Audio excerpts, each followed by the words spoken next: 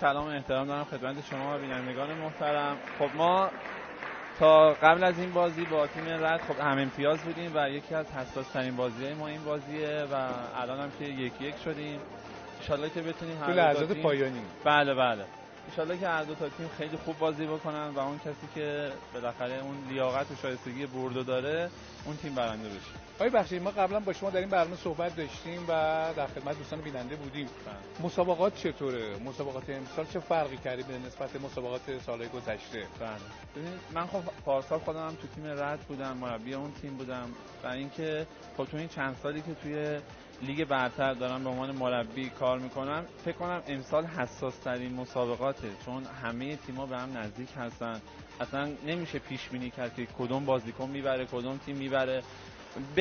به غیر از خود لیگ باعث میشه که خود بچه‌ها هم پیشرفت بیشتری بکنن و سطح فنی مسابقات جدا سطح فنی خود بازیکن‌ها هم بالا میره، چون همه بازیکن‌ها دارن خیلی تمرین میکنن که بتونن نتایج خوبی رو کسب کنن. تیم رد پدافند هوایی رو آنالیز کردید به صورت بله خب چون ما رقیب اصلیمون تیم رد پدافند دانشگاه و تیم نفت آبادان، خب مخصوصا تو این یک هفته اخیر خیلی ما روی این موضوع کار کردیم که بتونیم ان شاءالله نتیجه خوبی رو کسب کنیم. ممنون، متشکرم از شما دو بزرگوار. با شما خداحافظی می‌کنیم. اجازه بدید که صحبت داشته باشیم با آقای حسنی. ممنون، میکروفون به من بدید. آقای حسنی سلام بر شما. ممنون. پیمان حسنی عزیز مسئول برگزاری مسابقات و دبیر محترم فدراسیون